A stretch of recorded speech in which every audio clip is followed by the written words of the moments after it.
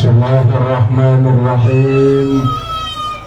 Assalamualaikum warahmatullahi wabarakatuh. Waalaikumsalam warahmatullahi wabarakatuh.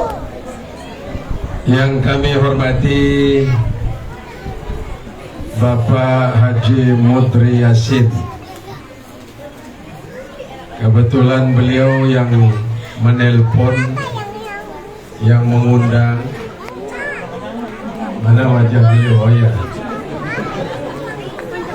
Kita doakan mudah-mudahan beliau diberikan sehat walafiat.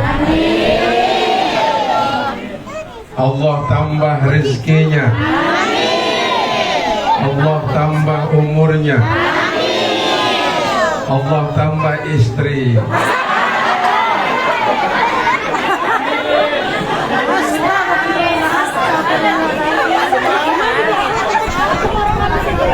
Diaminkan apa tidak ini? Mana istri beliau angkat tangan? Oh, di kampung. Istri itu cukup satu di Lombok, satu di Bali, satu di Jawa. Maaf ibu-ibu ya. Ini suasananya luar biasa walaupun agak sedikit panas. Panas apa tidak? Tapi mudah-mudahan dengan panas ini akan meringankan urusan kita di hadapan Allah Subhanahu wa taala.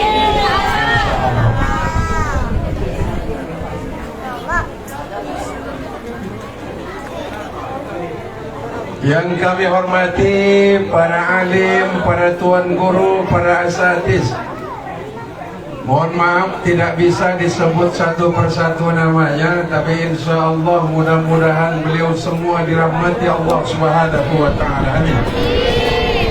Yang kami hormati pengurus TPQ, apa nama tadi kita? Nurul Hikmah. Oh, tulisannya agak kecil ya. Harus diperbesar tulisannya. Yang jadi pengurus mudah-mudahan juga senantiasa dibimbing Allah Subhanahu wa taala. Rezekinya luas, umurnya panjang, dan insya Allah bersama Sayyidina wa Maulana Muhammad di dalam surga. Allahu Akbar.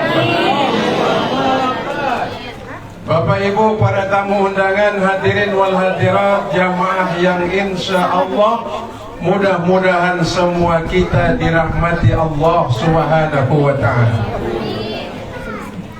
Saya minta dikasih berapa menit?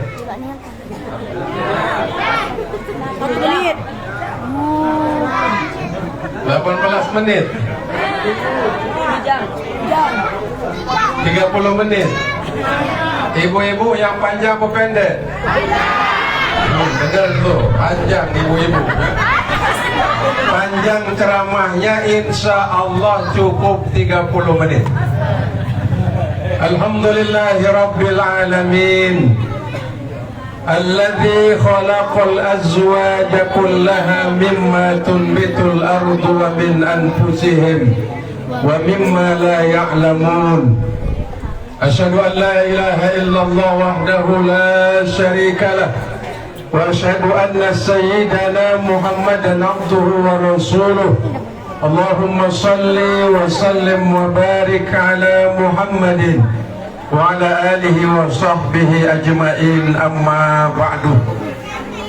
Itu yang di tembok nggak ada tempat ya. Seharusnya di sini semua kumpul di sini. Mau masuk? Ayo masuk di sini, duduk bersama. Silakan mau masuk, masih ada tempat. Hadirin wal hadirat, jamaah yang dirahmati Allah.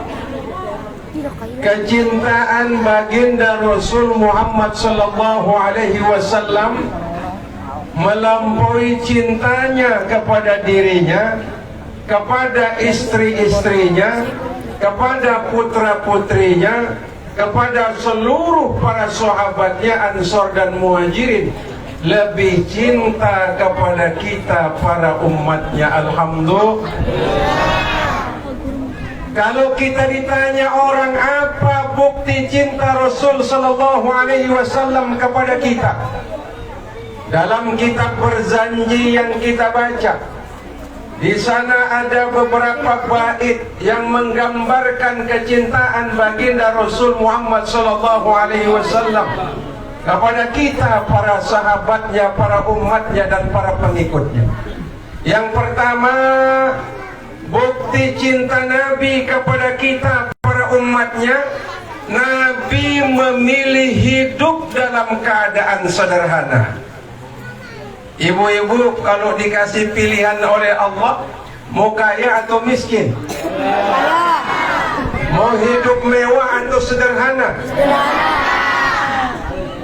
Omong doang ya. Cuma kita tidak dikasih pilihan oleh Allah Subhanahu wa ta'ala. Andai dikasih pilihan oleh Allah, wahai hambaku, kau pilih kaya atau miskin? Kaya ya Allah. Kalau kaya pilihannya, bangun masjid, bangun madrasah, bangun pondok pesantren, santuni fakir miskin, bantu anak-anak yatim piatu, janda-janda tua pun juga dipelihara, betul? Ada yang janda di sini? Allahu Akbar. Kalau janda tua nanti Pak Haji Mudri yang nyantuni. Kalau yang muda nanti insya Allah saya. Subhanallah. Nabi hidup dalam keadaan serba kekurangan dan sederhana. Itu pilihan hidupnya. Hari ini banyak orang sengsara, bukan karena utangnya belum lunas, bukan karena rumahnya masih ngontrak, bukan karena tidak diberikan nikmat dan harta oleh Allah. Kita sengsara dalam hidup karena kadang-kadang kita tidak siap menerima apa yang ditakdirkan oleh Allah dalam hidup. Betul? Ini yang hadir ini kelihatan wajah-wajah susah ini. Walaupun susah, tapi insya Allah hatinya tenang dan lapang. Allahu Akbar. Dalam kitab Berzanji yang kita baca, ada kalimat warawadatnahul jibalu bi an takuna lahu zahaban fa'aba. Ya Muhammad, andai kata Nabi ingin kaya, Gunung Jabal Uhud. Di mana Gunung Jabal Uhud? Di mana, Bu? Gunung Jabal Uhud di Madinah. Panjangnya 7 kilo. Salah satu gunung yang dijamin masuk surga oleh Nabi, Gunung Jabal Uhud.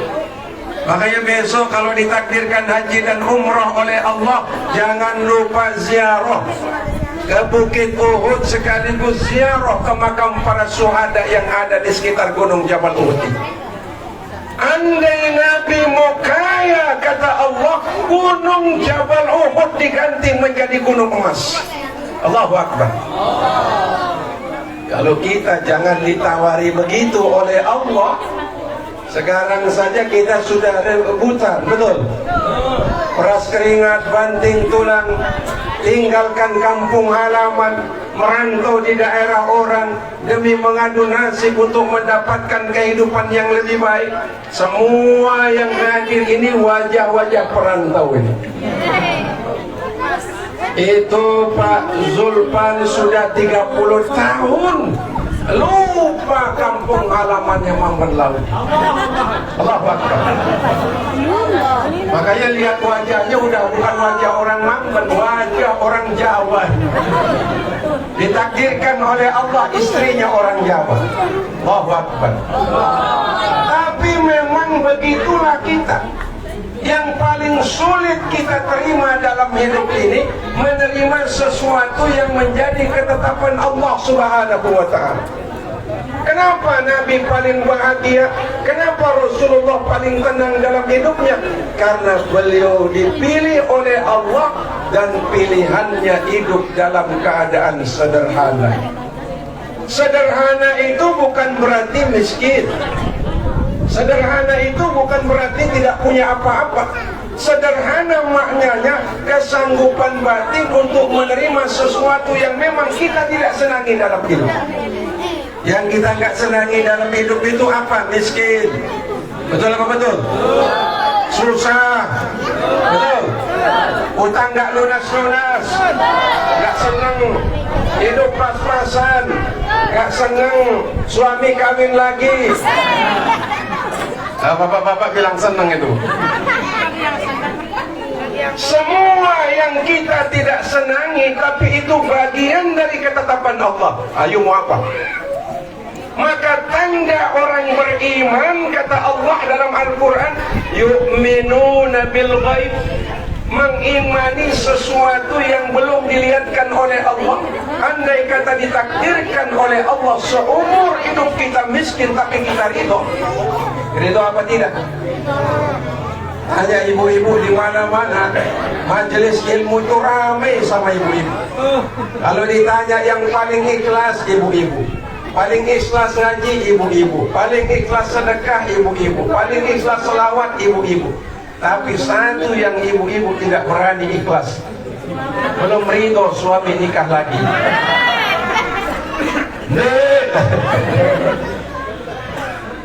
Nabi ditakdirkan oleh Allah dapat pilihan gunung Jabal Uhud kalau mau kaya. Dijadikan gunung emas, Nabi bilang la, tidak ya Allah. Atau kau ingin berkuasa sebagaimana Nabi Allah Sulaiman alaihissalam? Nabi Sulaiman itu raja, Nabi Sulaiman itu rasul, Nabi Sulaiman itu nabi, Nabi Sulaiman itu kaya. Saking kayanya Nabi Sulaiman, kerikil rumahnya terbuat dari intan dan mutiara. Allahu Akbar. Sekaya-kaya orang di kampung halaman kita, kerikil rumahnya pasti dari batu dan semen. Nggak ada dari emas dan mutiara, betul? Kalau emas mutiara itu disimpan dalam lemari. Tapi Nabi Sulaiman, Bapak Ibu, ditakdirkan oleh Allah raja, nabi, rasul, kaya, 1000 istrinya. 1000 istrinya Nabi Sulaiman, Pak. Kita baru mau nambah satu lagi, istri kita monyong kayak mau cari restoran, betul? Ditambah lagi piring terbang, gelas pecah, pintu dibanting, ngomel tiap hari. Baru mau nambah, padahal nggak jadi nambah, Pak. Allahu Akbar. Makanya kalau lihat ada suami kurus, kering, bawaannya ngantuk, mulai sudah uzur, nanti kalau dia di dalam alam barzah, malaikat nggak bakalan nyiksa hamba itu. Kenapa nggak berani disiksa oleh malaikat? Karena di dunia dia sudah disiksa oleh istrinya. Ini wajah-wajah kesiksa sama istri. Bapak. Hadirin yang dirahmati oleh Allah. Sebab itu inilah pengorbanan baginda Rasul Sallallahu Alaihi Wasallam. Ditawarkan harta tidak mau, di jabatan dia tidak mau, pangkat kekuasaan Rasulullah Sallallahu Alaihi Wasallam juga tidak mau. Apa jawaban Nabi, Bapak Ibu? La arda wa wahidun min ummati finnar. Kau tawarkan jabatan tidak menyenangkan bagi saya. Kau tawarkan perempuan. Dalam Al-Quran kan ada itu, khalisatan lak min dunin nas. Allah akan berikan perempuan manapun yang Rasulullah mau. Yang penting Nabi senang, yang penting Nabi bahagia. Maknanya apa? Perempuan manapun zaman itu yang Nabi mau nikahi, mau janda, mau gadis, yang hitam, yang gemuk, yang kuning langsat, yang vahenol, unlimited edition kata orang sekarang, jumlahnya berapapun boleh Muhammad, khusus untukmu kata Allah. Tapi jawaban Nabi apa? La arda wa wahidun min ummati finnar. Aku tidak ridho ya Allah, manakala nanti ada umatku yang mampir ke dalam neraka. Dia rela miskin, dia rela menderita, dia rela susah, dia rela tidak memiliki apapun dalam perjalanan dunia demi umat. Jangan ada yang mampir ke dalam nerakanya. Allahu Akbar. Makanya walaupun kita di dunia ini merantau jauh dari kampung halaman, jauh dari anak dan keluarga, meninggalkan tempat tinggal kita, mencari sesuap nasi, berdesakan di kampung halaman, capek, lelah, susah. Sunnah. Sunnah apa tidak? Sunnah Nabi. Ketika Rasulullah sallallahu alaihi wasallam duduk, kejauhan airnya. Baik, biarkan Pak.